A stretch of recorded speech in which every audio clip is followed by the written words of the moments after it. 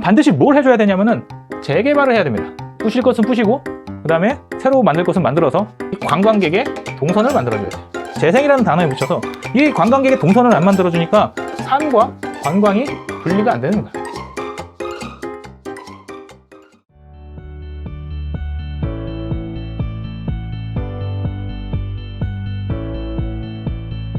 네, 안녕하십니까. 오늘은 오버 투어리즘이라는 주제로 몇 가지를 좀 다뤄보겠습니다. 첫 번째 시간으로 감천 문화마을에 대해서 알아보도록 하겠습니다. 감천 문화마을이 무엇이냐 하면은 1950년대가 피난 이후에 우리나라의 삶이었죠. 그래서 피난민들이 부산에 가서 일부는 정착을 했습니다. 그래서 이 마을이 생겼는데 거기를 감천 문화마을이라고 합니다.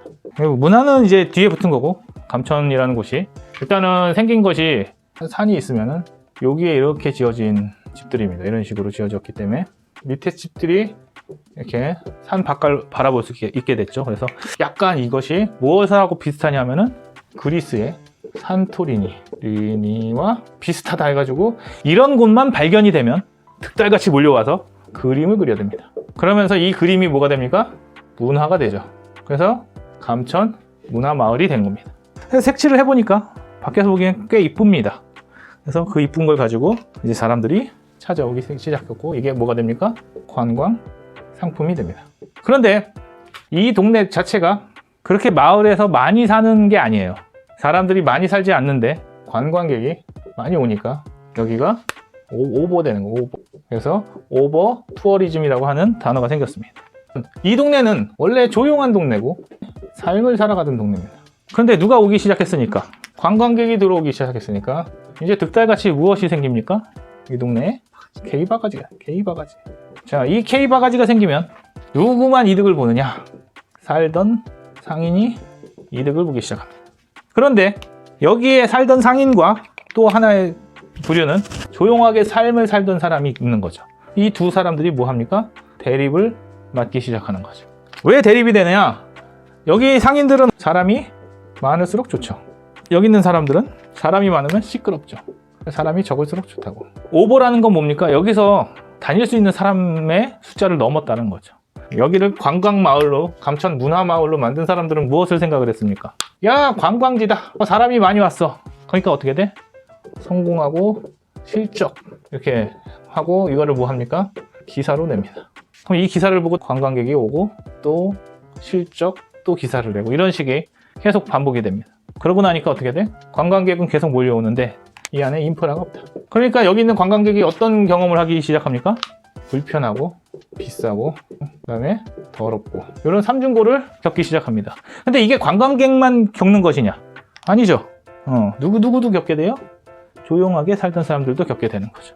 그럼 이제 시끄럽기 시작하면은 이제 내놓습니다. 이 사람들이 이제 이사 가야겠다. 이사를 가려고 딱 했습니다. 그러니까 이사를 가집니까? 안 가집니까? 이사 못 가죠. 왜? 이렇게 시끄러운데 사람들이 안 와. 그러니까 뭐는 안 팔려요? 주거가 안 팔리기 시작합니다. 그러니까 이제 어떻게 돼? 여기를 남겨놓고 도망가기 시작해. 어차피 안 팔릴 거니까 다른 데 가서 살기 시작하니까 여기에 뭐가 일어납니까? 공동화가 일어나. 공동화. 공실이 생기기 시작하는 거죠. 그러면서 이제 밖에서 있던 사람들은, 상인들은 또 여기가 잘 된다고 하니까 들어오고 싶어 합니다. 근데 여기 들어오려고 하니까 어떤 조건들이 생깁니까? 외지인은 안 된다라는 조항들이 생기는 거죠. 이거를 관광지로 만들었던 사람들이 외지인은 안 된다라고 조항을 걸어버리니까 여기 있는 사람들은 들어올 수가 없는 거죠. 그러면은 이 안에서 상인들이 과연 몇 명이나 될 것이냐. 자기의 어떤 사업 수단으로 내 집을 변형시켜가지고 할 수 있는 사람이 몇 명이나 되겠냐는 거예요. 대부분은 언제 살던 사람들이야? 1950년대에서 7, 80년대 살던 사람이에요. 그러면 지금 어떤 사람들입니까? 여기 있는 사람들은 고령이라고, 고령. 나이가 많은 사람들이 여기서 사는데 얼마나 불편합니까? 그동안은 왜 살았어요? 값도 싸고 조용하고 내 삶을 살 수 있으니까 살았는데 이제 나이도 먹고 움직이기도 힘든데 사람도 많이 오고 불편해지기 시작했단 말이야. 그리고 여기를 사람들이 왔다 갔다 하는데 집을 보고 여기 뭐 하는 데인가 이렇게 쳐다본다고. 그러면 이 사람들의 뭐가 없어져요? 사생활이 없어진 사생활. 근데 이거를 리모델링 하고 싶으면 할 수 있어요? 없어요? 없어요. 왜? 관광지니까. 특히 이런 데는 도시 재생이라고 그러죠. 도시 재생을 하면서 뭐 하는 거야? 자, 재생이란 개념은 뭐냐면은 우리가 어디가 피가 나면 아물죠. 이거 재생이라거든요. 그러니까 이건 뭐 하는 거야? 냅둔다. 그러니까 여기에 재건축이나 리모델링이 가능합니까? 쉽지 않은 거지. 그러고 나니까 재생은 필히 뭘 갖고 오냐면은 노화를 가져온다. 도시가 노화되니까 이 노화가 슬럼화가 되는 거죠. 이 슬럼화가 되니까 더 이상 살 수 없는 곳이 되는 거고, 이제 노인들이 여기를 떠나기 시작합니다. 뭐를 피해서? 예전에는 전쟁을 피해서 왔던 사람들이 이제는 뭘 피해서 가요? 관광객을 피해서 움직이기 시작하는 거죠. 그런데 여기를 관광지로 묶어놓으니까 더 이상 개발이 안 되는 거야. 그러면은 이제 이게 뭐가 되냐면은 흉물이 됩니다. 흉물에서는 아무것도 못한단 말이야. 맨 처음에는 사람들이 와서 적당한 사람들이 오면 수용을 하고 거기서 경제가 일어날 수 있지만, 이게 점점 사람이 많아지면 그 사람에 맞게 뭔가가 발전을 해야 된다는 거지.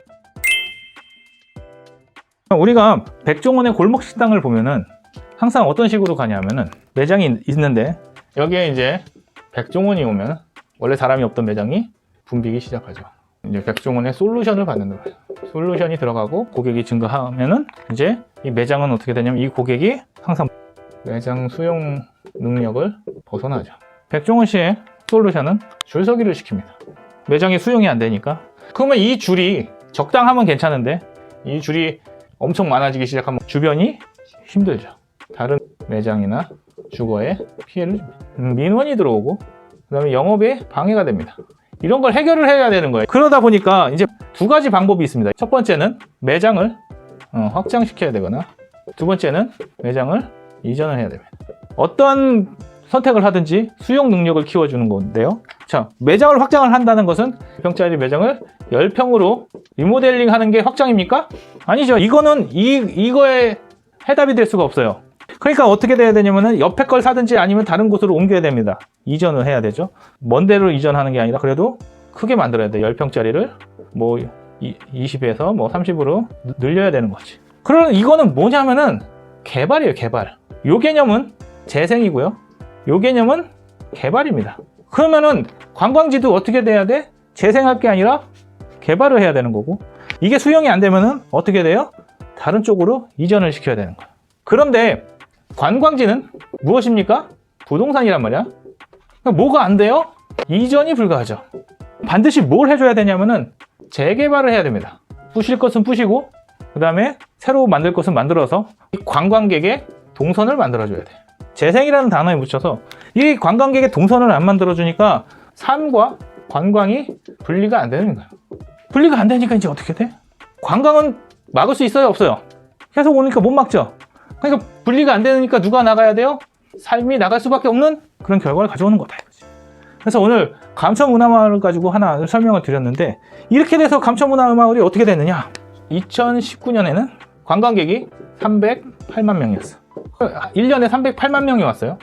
그런데 원래 살던 원주민은 1만 593명이었다고. 1년에 몇 명이 왔어요? 308만 명이 왔죠. 그러면은 365일로 나누면 거의 하루에 10,000명 정도가 왔다는 얘기야. 그러면은 10,000명이 사는 곳에 20,000명이 와 있으니 얼마나 힘들어. 그러니까 사람들이 삶이 떠나요.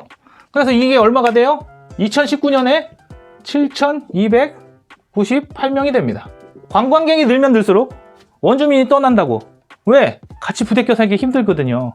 자, 간단합니다. 우리가 어떤 공간에다가 원래 100명이 있는데 매일 살고 있어. 매일.